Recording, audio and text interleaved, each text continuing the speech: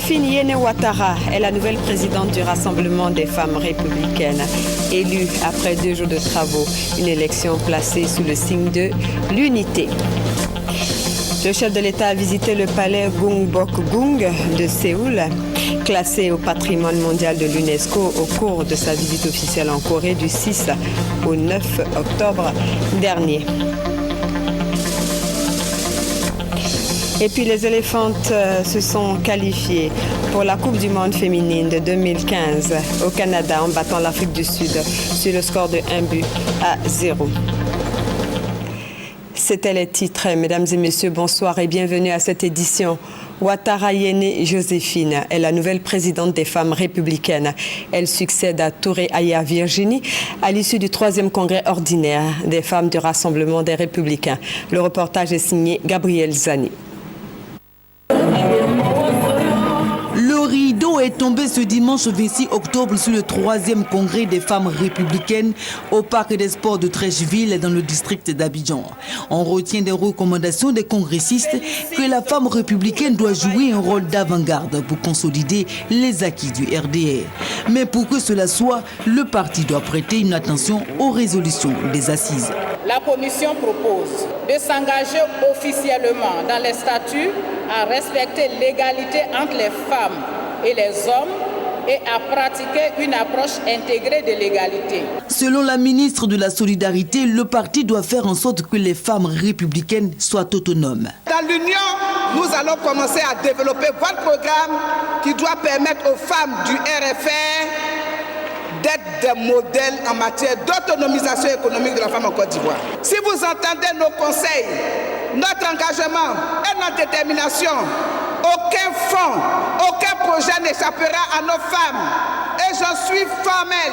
Ce qui résoudrait les difficultés de non-accès à la santé, de non-scolarisation de la jeune fille qu'elle rencontre au quotidien. La nouvelle présidente a promis de s'attaquer à ces préoccupations dans son allocution et entre les motions de soutien et de reconnaissance à ses discours, les danses reprennent.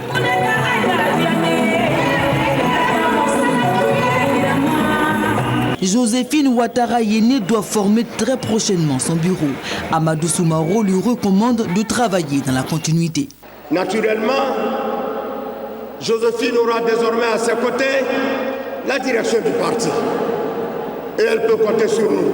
À l'instar de nos sœurs du gouvernement, nous porterons haut et très fort les préoccupations des femmes de notre parti.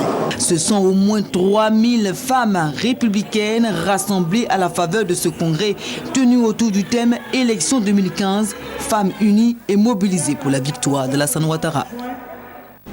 Le 3e congrès des femmes du RDR est pour de nombreuses participantes une bonne leçon de démocratie donnée à la classe politique ivoirienne. Pour ces congressistes, l'intérêt général a pris le dessus sur les individualités. Les réactions avec Gabriel Zani au terme de ce congrès. Venues de toutes les régions de la Côte d'Ivoire, les femmes républicaines se sont égayées dans le travail. À ce congrès, il y a eu de bonnes résolutions qui ont été prises. Mais nous avons assisté à une forte mobilisation des femmes prêtes pour la victoire de notre président aux prochaines échéances. Nous sommes très satisfaits de la tenue de ce congrès. Ce congrès vient remobiliser les femmes parce que les femmes viennent de démontrer qu'elles pratiquent le vivre ensemble. Sourire, accolade, joie de se retrouver. Pour bien de participantes, les femmes du RDR ont donné une leçon de démocratie à la classe politique dans son ensemble. De cette candidate au début des campagnes pour l'élection d'une nouvelle présidente à la tête des femmes, une seule est restée, Joséphine Ouattara Yéné. Une candidate s'est désistée et les 5 autres se sont ralliés à la nouvelle élue. Aujourd'hui, nous sommes rassemblés autour du chef de l'État pour un second mandat. Un sentiment de joie parce qu'aujourd'hui, c'est une grande fête. Et c'est ce que nous avons toujours apporté à notre grand parti, le RDR. Vice-présidente du RFR dans le bureau sortant, les femmes attendent la nouvelle élue sur le terrain des actions. Hier soir, j'étais là jusqu'à 2h du matin. Les femmes ont eu à faire quelques doléances par rapport à leur autonomisation. C'est un programme qu'elle doit prendre à bras le corps. La nouvelle présidente, on attend qu'elle restaure le parti. Nous avons écouté les préoccupations des femmes. Il y a un travail à faire. La nouvelle présidente du RFR explique sa vision de la participation des femmes aux enjeux politiques qui attendent le Parti des Républicains. En 2015, dans une interview réalisée par notre reporter Gabriel Zani, elle fait des propositions concrètes sur les actions à mener pour l'élection du président Alassane Ouattara. Suivez plutôt. Le président Henri Konan Bédié vient de poser un acte fort pour la paix en Côte d'Ivoire. Et cette paix qui est un outil de développement. Parce que sans paix, on ne peut pas parler de développement durable. Donc c'est cette paix-là qu'il nous faut. Pour avoir cette paix, il faut l'unité. Les femmes se sont dit, nous ne pouvons pas partir en rang dispersé dans cette élection-là. Après tout, il y a un seul fauteuil. Nous avons toutes des compétences pour diriger ces structures, mais si nous fédérons encore nos compétences, nous serons plus efficaces. Voilà ce qui a motivé leur adhésion à ma candidature. Je milite au RDR depuis 1994.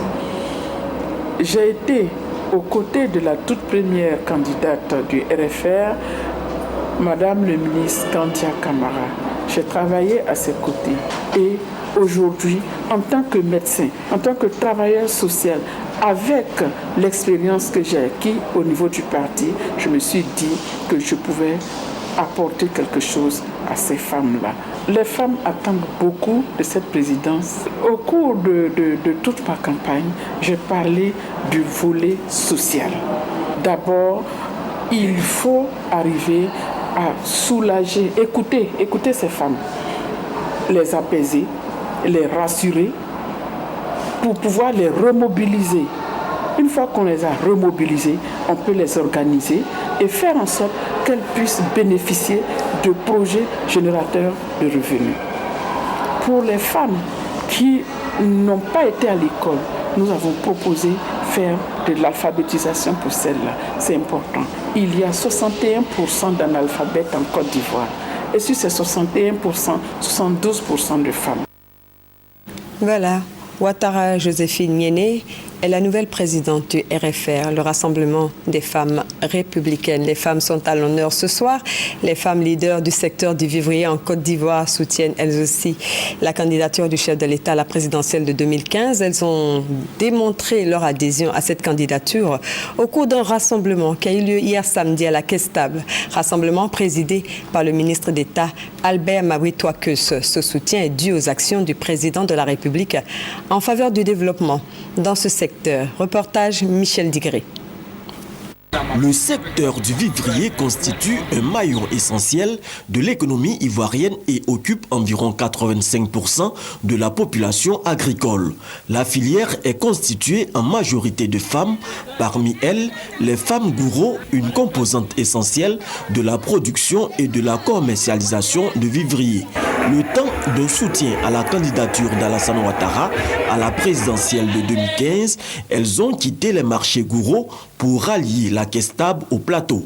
La raison de cette adhésion, les actions du chef de l'État en faveur du développement du secteur du vivrier. La réouverture et le reprofilage de plusieurs pistes en vue d'évacuer dans de meilleures conditions et rapidement les produits des braves paysannes et paysans de la Côte d'Ivoire. Monsieur le ministre d'État, nous vous chargeons d'aller dire à son Excellence Alassane Ouattara que nous soutenons sa candidature à l'élection présidentielle de 2015.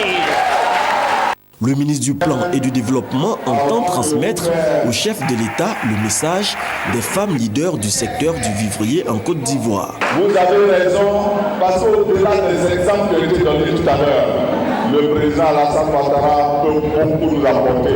Apporter la paix, la prospérité à la Côte d'Ivoire, mais apporter les opportunités aux femmes.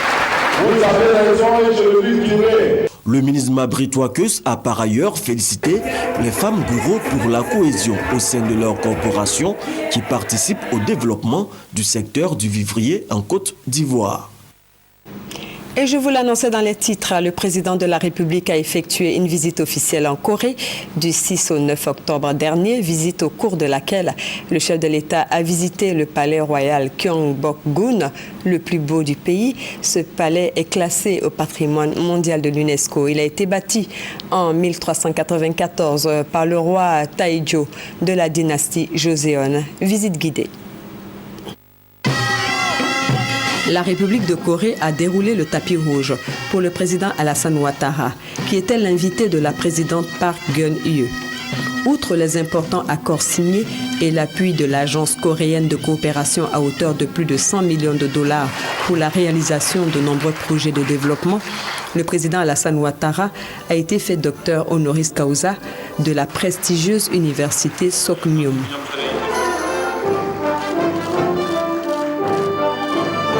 Visite officielle teintée d'agréables surprises, comme la découverte du palais Gyeongbokgung, construit il y a plus de 600 ans, palais royal, situé dans le nord de Séoul. Le nom Gyeongbokgung signifie le palais du bonheur resplendissant.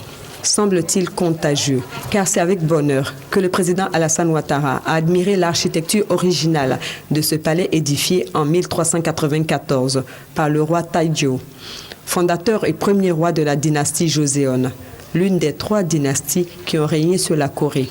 Palais détruit et reconstruit à plusieurs reprises entre 1592 et 1868, au gré des différentes guerres qu'a connues le pays. La Corée a commencé à le restaurer depuis 1990.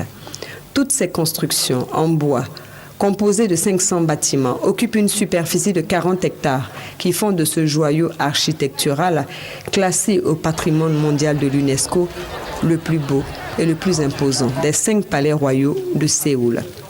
Le président a visité la salle d'audience du roi, le pavillon de travail avec sa salle d'attente construite il y a 150 ans, les entrepôts où était placé sous bonne garde le trésor royal et la salle des banquets, un lieu de détente, encore appelé Yangojeon, qui signifie littéralement le pavillon du parfum de grande portée. C'est un petit bâtiment hexagonal de 2 étages utilisé par le roi pour les loisirs et la détente. Un édifice construit sur une île artificielle reliée par un pont sur le lac Yangoji.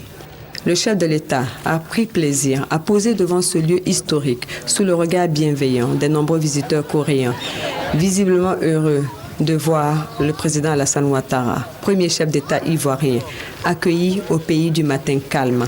Un souvenir inoubliable. Les relations entre la France et la Côte d'Ivoire également au beau fixe. Fin de visite en Côte d'Ivoire pour Claude Bartolone, président de l'Assemblée nationale française. Il a fait le point de son séjour de 72 heures en terre ivoirienne. Dans cet élément signé Léon Brault.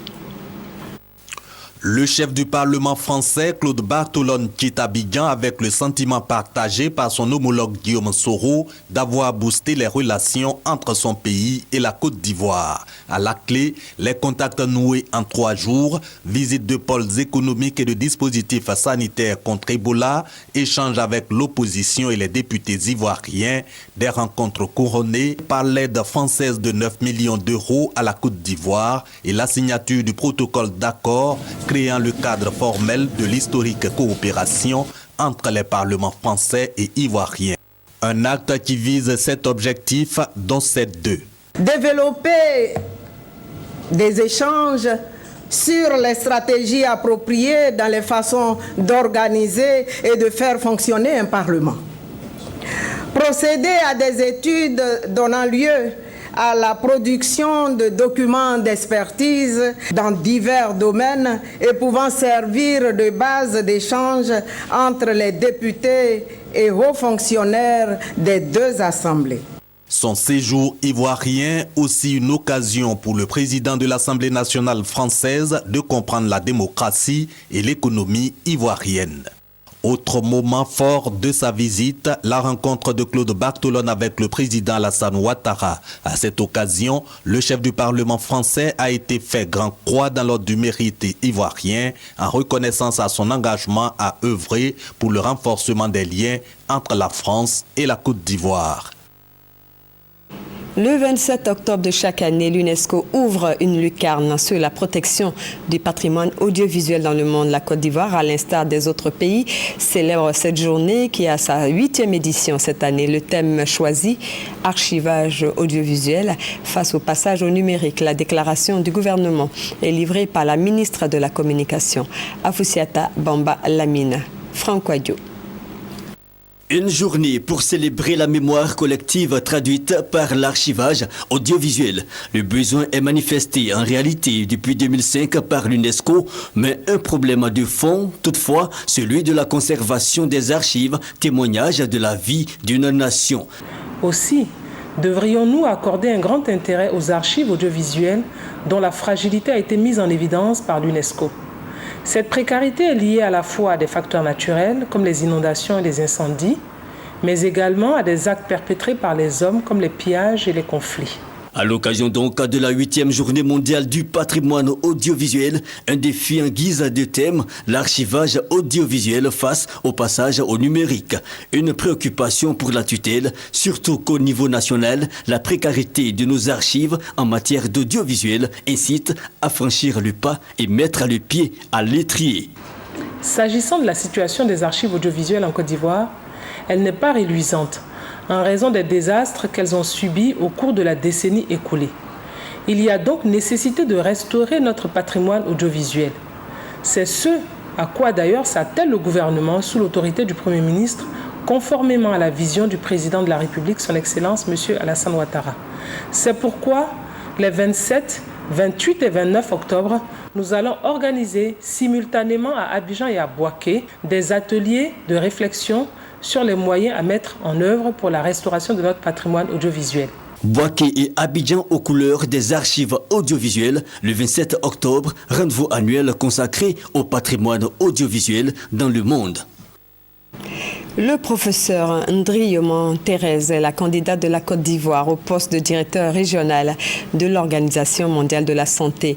À cet effet, la ministre de la Santé et de la lutte contre le sida a animé une conférence de presse. Goudou Kofi Raymond appelle tous les Ivoiriens à soutenir cette candidature. Grâce Kando pour les détails. La 64e session des 47 États membres de l'Organisation mondiale de la santé OMS pour l'Afrique aura lieu du 3 au 7 novembre prochain à Cotonou au Bénin. En toile de fond, les élections pour la désignation d'un nouveau directeur régional. La Côte d'Ivoire a décidé de présenter la candidature du professeur Thérèse Ndriyoman au 10 postes. Pour la ministre de la Santé et de la lutte contre le sida, la candidature du professeur Thérèse Ndriyoman est une opportunité pour la Côte d'Ivoire. À ces différents postes de responsabilité, elle a démontré ses capacités de management et de leadership, son intérêt et sa détermination à œuvrer pour une meilleure santé des populations ivoiriennes ne sont plus à démontrer.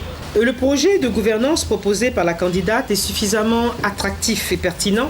J'invite toutes les Ivoiriennes et tous les Ivoiriens, ainsi que les habitants de Côte d'Ivoire, à soutenir cette importante candidature. La question de la fièvre hémorragique à virus Ebola n'est pas ignorée par la candidate. Une fois élue, Thérèse Ndriyoman entend élaborer des stratégies pour freiner l'avancée de la maladie. Ce que je proposerais éventuellement, c'est surtout de mettre en place une équipe de riposte à l'épidémie, vraiment active, même proactive, parce que les ressources humaines existent au niveau de la région africaine pour faire face à des épidémies. Donc c'est une question d'organisation, renforcer ces ressources humaines et effectivement les déployer sur le terrain dès qu'on a une alerte. Aujourd'hui cette épidémie s'est déclarée, peut-être nous allons arriver à l'éteindre, mais elle peut revenir.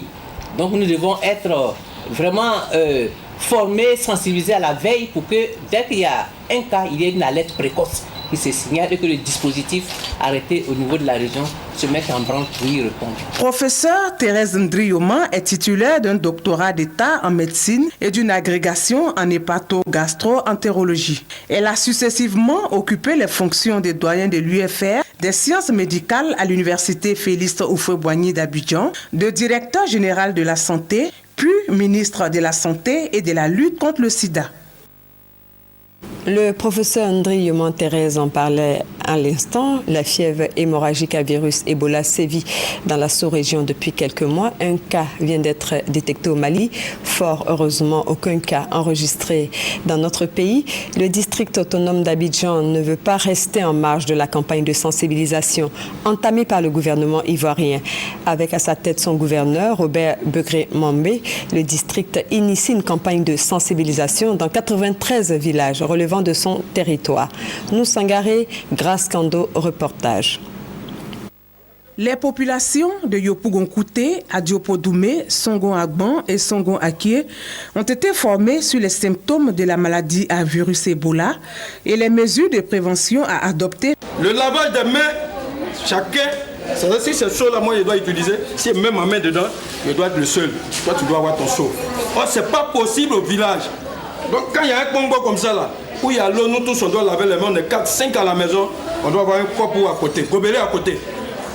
On mouille ma main, pour ne pas que je mette ma main dedans. Je peux être contaminé. Si je quitte l'autre, c'est pas bon. Moi, je mouille ma main. Quand j'ai fini de mouiller ma main, toute la main là, vous avez vu, elle est mouillée. Je prends savon là. Si c'est savon dur, je prends, comme ici, c'est savon de l'eau, savon liquide, je mets dans ma paume comme ça. C'est dans la main gauche, j'ai mis le savon. On est comme ça, on prend la main droite, comme la main droite, on met dans la main gauche. On fait ensemble, on frotte sérieusement. Cette campagne de sensibilisation va s'étendre dans les différents villages et hameaux du district d'Abidjan. Une initiative du gouverneur Robert Begré-Mambé. Objectif de cette campagne, éviter l'entrée du virus Ebola en Côte d'Ivoire. À cet effet, une équipe médicale a été mobilisée. Elle est composée entre autres de 8 médecins, 2 informaticiens et 2 agents de la direction de la protection et de la prévention civile. Le virus Ebola sévit dans la sous-région depuis quelques mois. Près de 5000 personnes en sont décédées selon l'Organisation mondiale de la santé, OMS. En Côte d'Ivoire, aucun cas d'Ebola n'a été déclaré. Au chapitre éducation, de nouveau à l'université Félix Houphouët-Boigny pour l'année académique 2014-2015, un cycle de formation en banque sera inscrit au programme. Les étudiants pourront se faire délivrer une licence professionnelle en banque. C'est le fruit du partenariat entre la première université de Côte d'Ivoire et l'association professionnelle des banques et établissements financiers de Côte d'Ivoire. La convention a été signée jeudi dernier. Serge Coléa pour les précisions. C'est une collaboration qui va contribuer à améliorer l'employabilité des jeunes diplômés et réduire le taux de chômage en Côte d'Ivoire. L'université Félix Houphouët-Boigny d'Abidjan-Cocody, représentée par sa présidente, le professeur Liramata Bakayoko, l'association professionnelle des banques et établissements financiers, dirigée par Souleymane Diarasouba et son partenaire français, ont décidé de conjuguer leurs expertises pour former sur place en Côte d'Ivoire les étudiants au métier de la banque. Sur 300 candidats au diplôme de licence professionnelle des banques, le jury en a sélectionné 25. Il constitue la première promotion d'étudiants qui sera formée à l'université Félix Houphouët-Boigny de Cocody sur 3 années. Ces étudiants-là sont des privilégiés parce que toutes les banques ont endossé le projet. Et donc, les étudiants pourront faire des stages de façon systématique dans ces banques-là. Et naturellement, après leur formation, ils pourront être recrutés sans difficulté au niveau des banques et établissements financiers de Côte d'Ivoire. Pour le président de l'association professionnelle des banques et établissements financiers, le secteur des banques recrute entre 400 et 500 personnes en Côte d'Ivoire. La plupart des formations sont en continu et donc adressées aux agents et cadres des banques. Il importe de former aujourd'hui des étudiants à la base, d'où ce partenariat avec l'université Félix Houphouët-Boigny. Le Rotary Club d'Abidjan Golf a procédé hier samedi à la remise de la première tranche de bourse aux élèves méritants issus de familles modestes. Cette action s'inscrit dans le cadre des œuvres sociales du Rotary Club d'Abidjan Golf. Et pour cette première tranche, les bénéficiaires ont reçu chacun 100 000 francs. On en parle avec Mamadou Traoré et Grace Kando. Aligine Marie-Alexandra, du lycée classique d'Abidjan. Je suis passée en terminale C avec une moyenne de 16,21. Jean-Lévi Bonaventure. Je passe en classe de terminale C avec la moyenne de 15,68. Ces élèves sont issus de familles modestes. Leur angoisse de voir leurs études secondaires s'arrêter, faute de moyens, a pris fin avec l'action bourse du Rotary Club Abidjan Golf. Une initiative visant à soutenir et encourager ces élèves. Pour l'année scolaire 2014-2015, le Rotary Club Abidjan Golf n'entend pas déroger à cette tradition. À cet effet, 7 élèves, dont 3 pensionnaires de l'INIPA, Institut national ivoirien pour la promotion des aveugles, viennent de recevoir la première tranche de bourse d'une valeur de 100 000 francs CFA. Je dis merci au Rotary Club pour leurs actions et je promets de faire bon usage de la somme qu'ils m'ont remise. On les prend généralement au secondaire, de la seconde à la terminale, mais il y a après le bac, on arrive toujours à soutenir certains cas, dont l'handicapé que vous avez vu tout à l'heure. Sinon, notre action est bien ciblée au niveau du secondaire. Le budget de l'action bourse pour cette année 2014-2015 s'élève à 1 400 000 francs CFA. Il est entièrement financé par les membres du Rotary Club International.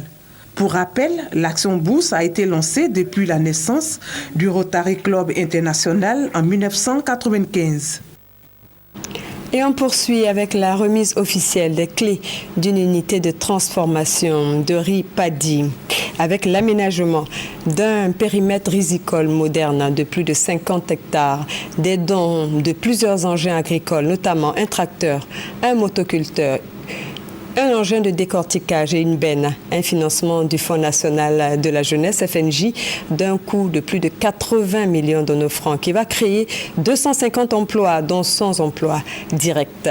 Ce sont les membres de la coopérative de production d'Assan Kwadiokro dans la commune de Bouaké qui en sont les bénéficiaires. Reportage Ouattara Amadou Walter et Kwadiokrame. Ambiance de fête à Assan Kwadiokro, village situé à 10 km de Bouaké sur l'axe Bouaké-Katiola. La société coopérative de production risicole de cette localité reçoit officiellement une unité de transformation du riz paddy. Un projet qui comprend l'aménagement d'un périmètre risicole moderne de plus de 50 hectares, plusieurs engins agricoles notamment, un tracteur, un motoculteur, une unité de décortiquage et une benne. C'est un financement du Fonds national de la jeunesse, FNJ.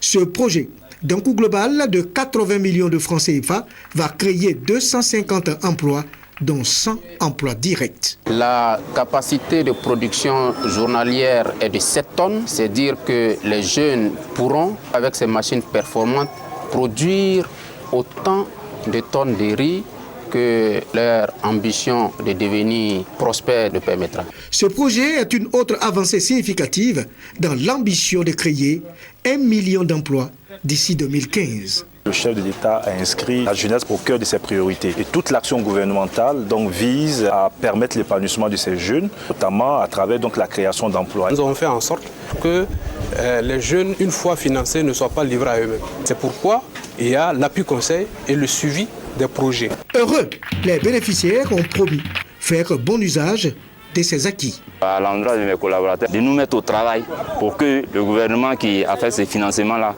puisse continuer de nous faire confiance. L'année 2014 enregistre plus de 8000 emplois dans 10 localités du pays grâce au projet collectif Clé en main du Fonds national de la jeunesse. On termine en foot. Les éléphants dames ont reçu l'exploit de se qualifier pour la Coupe du monde féminine Canada 2015 lors du match de classement de la CAN en Namibie face à l'Afrique du Sud sur le score de 1-0, une qualification historique pour le football féminin. Marie Nguessan. Journée d'avant-match bien remplie pour les éléphants dames. Tout commence par un petit déjeuner dans une ambiance conviviale et décontractée à 9h, en compagnie de l'encadrement technique et de la présidente de la commission football féminin, Bertadou. Celle-ci a d'ailleurs profité de ce moment privilégié pour les inciter à plus de détermination et de concentration lors de ce troisième et dernier match de poule face à la Zambie. Un match qui pourrait les propulser dans l'histoire. Heureuse du soutien de la première dame, Dominique Ouattara, et par extension de toute la nation ivoirienne, Clémentine Touré a fait savoir qu'elle et ses filles mettront tout en œuvre pour être dignes de cette confiance. Elle a déjà son idée sur ce match. Ce sera une rencontre très difficile, un match très difficile. Il faudra aborder cette rencontre avec la plus grande sérénité, jouer pleinement nos chances. Il faut jouer à fond cette rencontre, rester concentré pendant les 90 minutes. Aussi, les occasions de but que nous aurons, il faudra vraiment être prompt devant les buts, concrétiser ces occasions. Quant au cas Naï Estelle, réclamée par son club pour disputer la Ligue des Champions, elle a tenu à rassurer. Ces propos m'ont fait chaud au cœur parce qu'elle a dit s'il y a un choix à faire, je choisis mon pays. Naï José va rester jusqu'à la fin de la compétition.